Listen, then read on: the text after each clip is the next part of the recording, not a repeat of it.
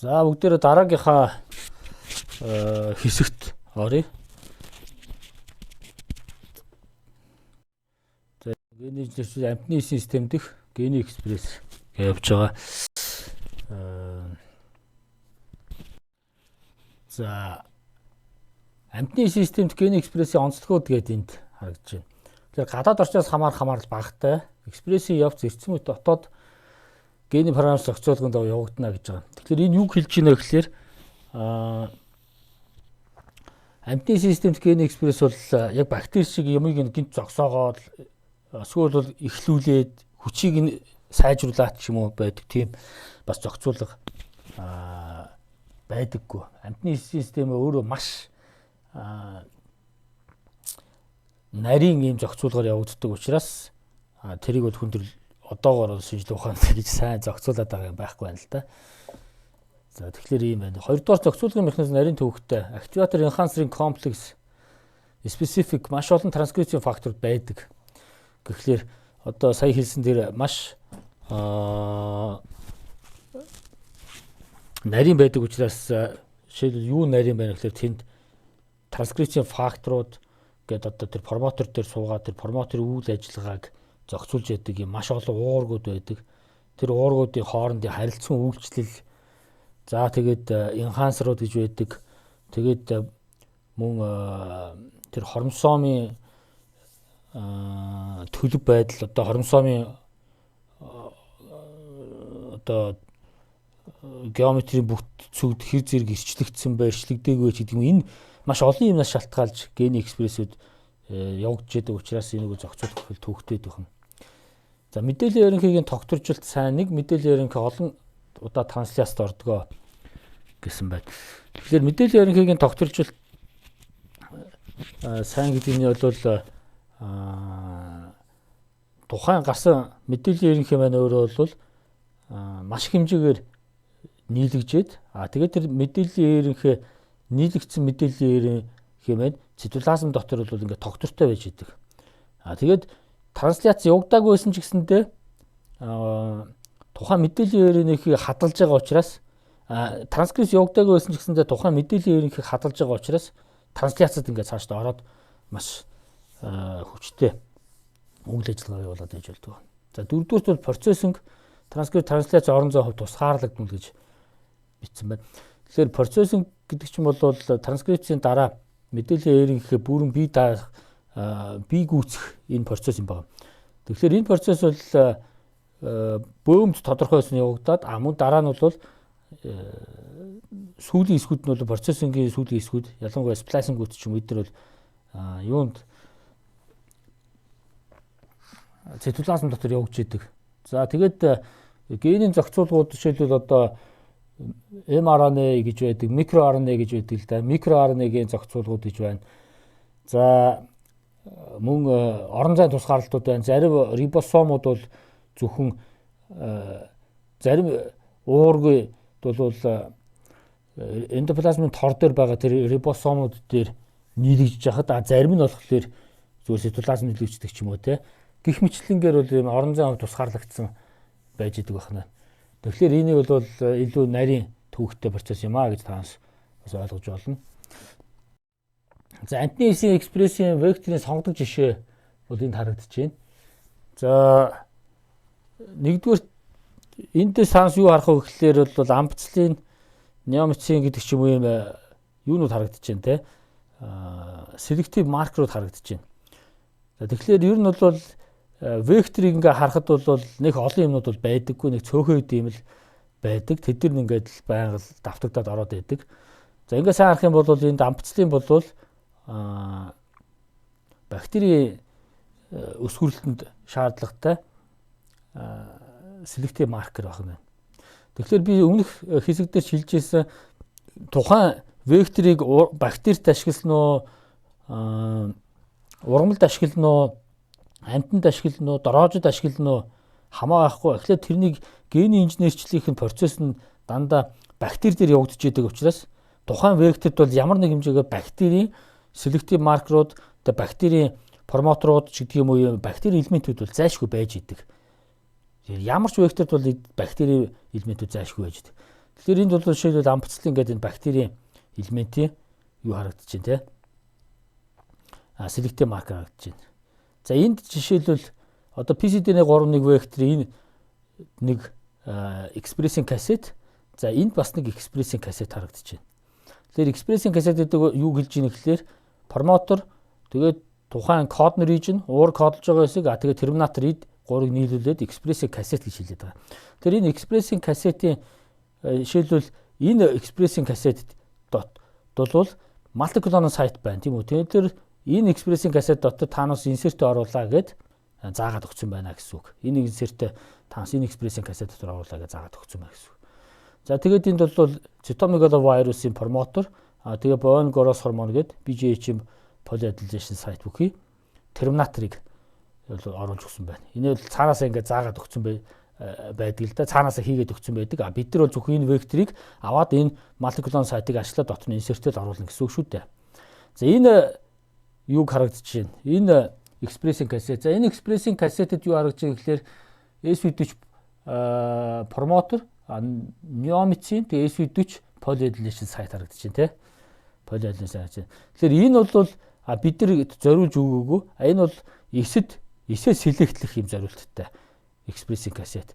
Өөрөөр хэлэх юм бол дараа нь бид нар энд өөрийнхөө генийг оруулж өгөөд инсертээ оруулж өглөө.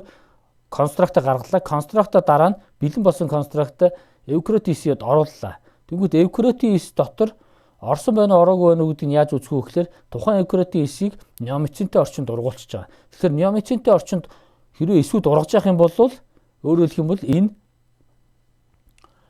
векторыг буюу өөр констрактыг агуулж байна гэсэн үг байна. Тэгэхээр энэ неомицинээр бол тэгээ селект хийж байдаг. За энийг G418 гэж хэлдэг л дээ бодисыг. За эвкаротистэй констрактын орших хэлбэрүүд гэж байна тийм үү? Эвкаротистэй констрактын орших хэлбэр. За энэ бол орших хэлбэр гэдэг нь юу гэж байгаа юм бэ гэхээр тухайн констракт маань ямар байдлаар эвкаротис дотор байх вэ? Тэгэхээр энд бол трансфекц гэж зүйлийг харуулсан байна.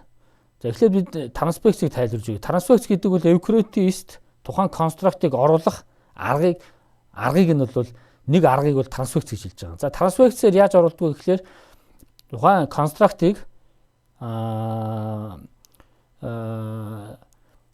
трансфекцийн реагент буюу одоо липосом ямар нэгэн тийм липосомын бүтэцтэй ийм бодистой хамт сайтар холиод тэгээ эсийн дээр хийгээд өгдөг. Тэгэхээр энэ липосом маань болохоор липид юм байна. Липидийн одоо молекулоос тогтсон тийм бичил одоо ширхэг одоо капсул маягийн юм байна. Ийм жижиг үрэл гэх юм уу да, ийм жижиг бөмбөрцөгч гэх юм уу тийм зүйл юм байна. Маш бичил. Тэгэхээр энд констракта липосомтой холиод өгөхлөөр манай липосом байна. Манай констракт маань липосомын дотор орчдөг. Тэгэхээр липосом маань эсийн дээр хийгээд өгөхлөөр эсийн мембран дээр очиж суугаад одоо эсийн мембрантай ижил төстэй юм бүтэцтэй байдаг учраас улмаар эсийн мембран дээр бол шингээд өгдөг. Энэ липосом нь эсийн мембранд бол шингэж нэгдэж ордог. За ингээд шингэд нэгдэж ороход дотор нь байсан манай констракт эсийн дотор орчдөг байх нь. Тэгээ эсийн дотор орохлоор эхлээд бол мэдээж эсийн дотор ороод цитоплазм байна. За хэрвээ констракт бол зөвхөн цитоплазм байгаад авах юм бол түүнийг бол транзит трансфекшн гэж хэлдэг. Хэрвээ констракт маань цитоплазмаас цаашаага ороод бөөмн дотор орчих юм бол stable transfected cell гэж хэлдэг. Тэгэхээр эхлээд бол ер нь эсүүд бол транзит трансфекшн хийж байгаа. Тэндээс бол цөөхд нь бол stable transfected болж хуурдаг. Бид нар бол продуцент организм эвкаротийн уурга нийлэгжүүлдэг тогтвортой эзэн эсийг бүтээж байгаа болохоор бидэрт юу хэрэгтэй вэ гэхээр зайлшгүй stable transfected байгаа юм эс хэрэгтэй байдаг байна. Тэгэхээр энэ бол маш урт удаан хугацааны туршид урт удаан ч явахтай нэг сар орчмын хугацаанд бол энийг селектлээд неомицинаар ч юм уу селектлээд ингээд stable transfected эсийг бол гаргаж авдаг юм байна. За энийг бол эвкаротис дэх констракт орших хоёр хэлбэр нь хэлж байгаа. Транзит трансфекшн, stable transfected. Бидэрт бол stable transfected нь бол хэрэгтэй байдаг байна. За ямар эс юм бэ гэж та нас мэдээж бодож байгаа. Тэгэхээр ихэвчлэн бол CHO гэж хэлдэг Chinese hamster ovary cell line. Энэ эсийг бол хэрэгэлдэг байна. За энэ эс бол мэдээж бусад эсүүдээс зарим нэг талаараа давуу талтай болоод бол хэрэгжилж байгаа. За хамгийн чухал нэг давуу тал нь бол энэ суспенс хэлбэрээр ургадаг. Өөрөөр хэлэх юм бол ямар нэг хавдрын эсвүүд ч юм уу те энэ эсвүүд бол ингэж доор тэжээлийн орчныхоо шалан дээгүүр наалдаж ургадаг байхад Chinese hamster ovary cell бол суспенс хэлбэрээр ургаж байдаг. Тэгэхээр суспенс хэлбэрээр ургана гэдэг чинь бол дараа нь тэр эсийг ялгаж авахд маш амархан гэсэн үг. Центрифугдээд тэжээлийн орчинд дотор нь байгаа эсүүдийг бол бид нар аваад центрифугдээд тэгээд эсүүдээ ялгаж авчна гэж ялгаж авах боломжтой учраас их амархан байгаад байгаа. Тэгэхээр өмнөх хичээл дээр бид нар өмнөх бүлэг дээр өмнөх энэ презентац дээр бид нар юу гэсэн гэхлээр биотехнологийн процессын ерөнхий үйл ажиллагааны дарааллуудыг үзэхэд тэн дээр бол эсийг ялгаж авч байгаа сел харуулсна гэсэн процесс байсан шүү дээ. Тэгэхээр тэр сел харуулсна гэдэг процесс чинь мөн ялгаа байхгүй эвкарет эс байсан ч гэсэндээ бид нар тэр сел харуулсны тухайн сел оросныг хийгээл тэндээс уурга бол ялгаж авчихсан боломжтой байдаг байна. За энд бол эсвүү жишээлбэл харагдаж байна те. Одоо гэхдээ яг энд бол суспенс хэлбэрээр биш, энэ бол доор наагаад тодорхой жишээлбэл одоо ингэж эсвүүдийг барьцалдуул наадаг юм одоо каутн гэж хэлдэг л дээ. Юм эсийн тэжээлийн орчныхоо ёроол ингэ каутн хийж хагаад эсвүүдийг ингэж зориуд бол ургуулдаг ингэж наалдаж ургуулдаг байна. Тэгэхээр энд бол ингээд наалдаад ургацсан байгаа байдлаар бол харагдаж байна. Энэ бол наалдаад ургацсан байгаа бол микроскопоор зураг авахд их тохиромжтой байдаг учраас ингэж наалдаж ургаж байгаа юм л да. За дараагийн нэг арга бол энэ micro injection байгаа. Micro injection гэдэг нь бол тухайн констрактыг эсэд тарьж өгөхийг хэлж байгаа. Өөрөөр хэлбэл эсийг бид нэр барьж агаад дотор нь эс вэж болно, мөн хүүрэл вэж болно. За хүүрэлд бол бластоцист байдаг. Тэр эс юм уу ямар нэгэн хүүрлийг эс нь бол өндгийн эс байдаг. Өндгийн эс юм уу бластоцистыг тарьж өгнө гэсэн үг. За тэрийг ямар машинаар ямар аппаратаар микро манипулятор гэдэг ийм багажаар хийдэг. За микро манипулятор бол ийм микроскоп. Тэгээ микроскопн дээр ийм баруун зүүн ийм хоёр талд нь зүү маш нарийнхан диаметртэй маш нарийнхан зүүг суулгаж өгсөн байдаг. За энэ зүү бол цаашаа ингээд сорох эсвэл бол үлээх ийм функцтэй байдаг. За тэгэхээр энэ зүүн талынхын зүү нь бол энэ хөөлдөр пипет гэж хэлдэг. За энэ хөөлдөр пипетийг бол пипетгээр хөөлдрийн зүүгээр бол эсээ бол сорж барьж авч жагаад энэ баруун талынх нь болохоор инжект нэгээд одоо тарьдаг юм зүү байдаг. Энэ баруун талынхаа зүүн дотор бид нар конструктор соруулаад авцсан байдаг. Конструктор соруулж жагаад тэр эсийн өндгийн эсийн дотор тал руу тариад өгчдөг. За өндгийн эсийн дотор тал руу бөөм рүү тарьж өгдөг байна. За трансгеник хулган гаргаж авахд бол ийм хоёр 2 pronuclear stage гэж байдаг шүү дээ. За энд бол харагдана. Тэрийг дараагийн юм дээр харагдах юм байна. Дараагийн слайд дээр харагдах юм. За энэ промотор ямар промотор харагдах вэ гэхээр cytomegalovirus промотор, bone growth промоторууд бол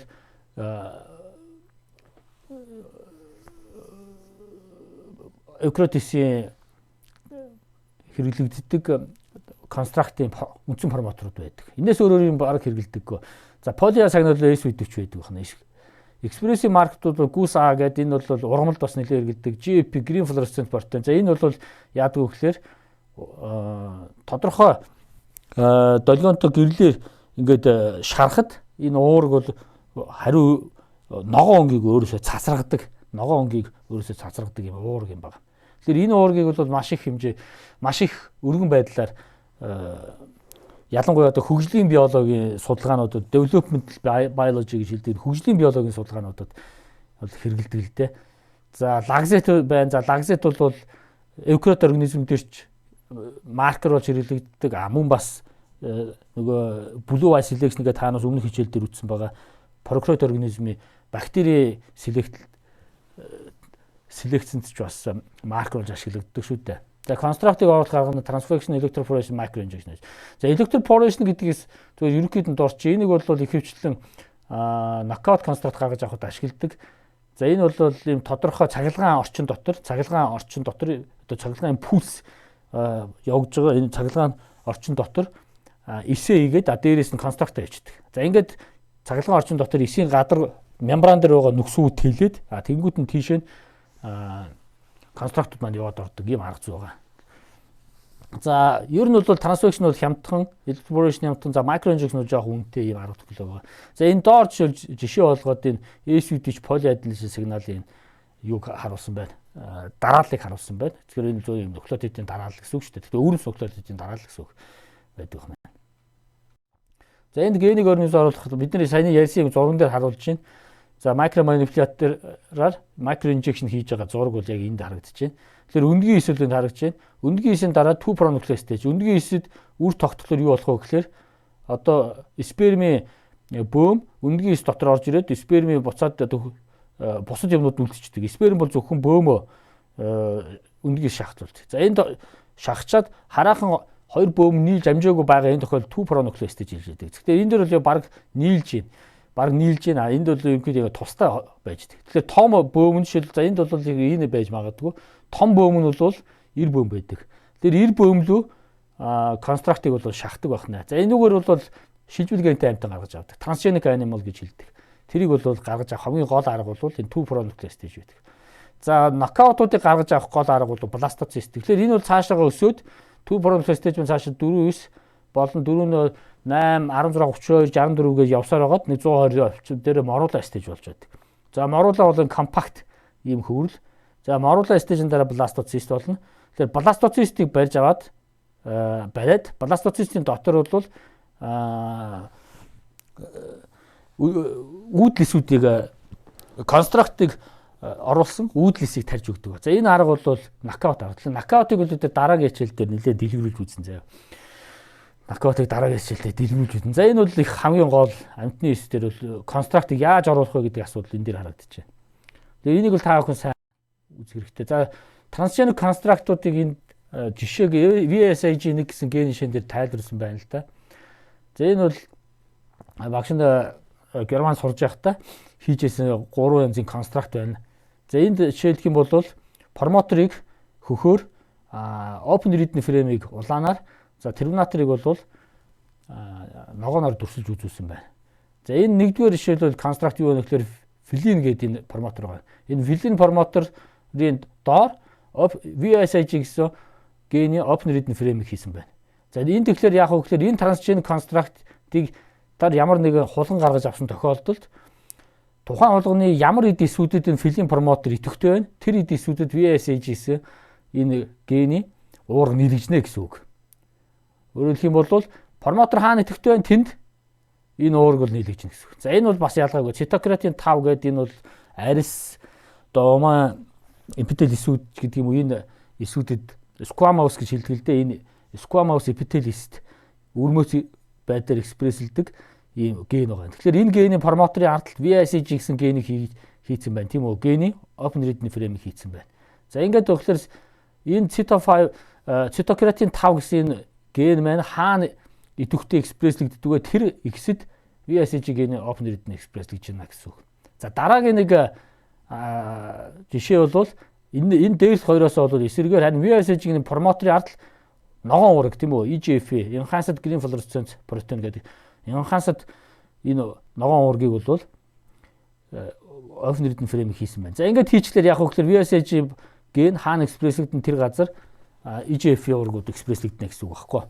За энэ маягаар бол бид нар маш олон уургуудыг хаана дуртай газар экспресслээд ингээд яваад иж болох юм байна. Жишээлх юм бол одоо энүүний оронд бид нар яаж болно. За энийг жишээлбэл бид нар өөрчлөөд жишээлбэл VSIG промоторын бид нар казен ч юм уу тийм үү эсвэл бета альбумин ч юм уу тийм үү лакто альбумины гений промоторыг бид нар хийчихье гэж бодъё л доо.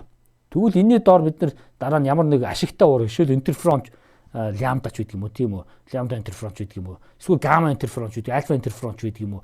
Тэгээ интерфероны уургийг энэ доор хийчлээ гэж бодъё. Тэгээд энийгээ дараа нь бид нар ямаанд хийгээд ямаа гаргаад авах юм бол ямааныхаа сүг бид нар саагаад ямааны сүн дотор маань им байна байж ах нь шүү дээ. Тэгэхээр энэ бол маш ашигтай гений инженерчлүүд бол цаашдаа гений инженерч ялангуяа трансгеник амтны ургамлын технологи бол цаашдаа улам бүр дийлгэрээд биотехнологийн нэг томоохон бие даасан салбар болж байгаа ийм арга технологи байна. Энийг бол бид нар цаашдаа бас гүнзгийрүүлж үзнэ. За хувирсан амьд организм трансгеник организм гэж хэлдэг. Тэгээ Монголд бол хувирсан амьд организм гэж яриад байдаг л да. Хувирсан амьд организм гэж юу вэ гэхээр трансгеник организм. Тэгэхээр энэ хулган Дахиа өхөр явна маягаа тий. Одоо хулганыг бол голдуу судалгаанд ашиглаж яадаг бол дахиа өхрийг бол бид нэр одоо сүүгаар одоо хурдан том орж одоо махын нэгэлдэг шил ямаа хойно хүний уургийг гэдэг тий. Биофарм гэж хэлдэг. Биотехнологи маш томоохон одоо салбар болчиход байна. Биофарм бол энэ бол ямаа хойно гахаа зэрэг ямар нэг амьд организмын сүүн дотор одоо эмийн бодис, эмийн уургуудыг нийлгэжүүлээд тэгээд тэр сүүгийн саагаа тэндээсээ эмээ ялгаж авах ийм амар хэлбэр технологи хийсэн байна. За энэ жишээлбэл харагдаж байна. Хоромсом ямааны хоромсом дотор хүний ДНХ-г хийгээд тэгээд хүний ДНХ-ний жишээлбэл одоо хүний интерфероны урагш гэдэг юм уу тэг хий чин тэгээд дараа нь ямаа гаргаад давна ямаагаа тийжэж агаад тэгээд ямаагаа саангууд ямаан дотор сүүн дотор нь бидний хүний уураг маань явж явах нь штэ. Тэгэхээр энэ бол эсийн үсгэр ч юм уу бактери хийснээс хамаагүй амар. Эсийн үсгэр бактери гэдэг чинь өөрөө нөгөө үйлдвэрийн фацилити шаардна. Гэтэл ямаач нь өөрөө өвсөн идэд гүгээ явж явах учраас энэ бол хамаагүй хямдхан байгаа байхгүй. За дараагийн нэг нокаут цаг. За нокаутыг бүгдээр бол дараагийн хичээл дээр нэлээ яа гэж бодож байна. Дэлгэрүүлж ярих гэж бодож байна. Тухайн нэг онц гадны костеротыг оролцоомоор гений үйл ажиллагаа зогсоох нокаут гэдэг. За уламжлалт боолзот гэсэн хоёр юм байдаг байна тийм үү. За энэ талаар бол бүгдээр дараагийн хичээлүүд дээр яри яагаад гэвэл ингээд манай нөгөө CC-ро аплод хийх хэмжээ маань ерөнхийдөө нэг 22-3 минуттай хязгаарлагдж байгаа болохоор энийг ерөнхийдөө дараагийн хичээлд бүгдээр нокаутын талаар ярилцъя. Гэхдээ нокаутыг талаар таанаас урьдчилаад бас сайхан уншаад ирээрэй. Нокаут гэж яг юу юм яаж хийдгийг гэдэг талаар бас маш их юм интернетэд байгаа. Тэрийг бас таанаас уншаад ирээрэй. За энэ нокаутын ерөнхий схем нь харагдаж байна. За юм байна.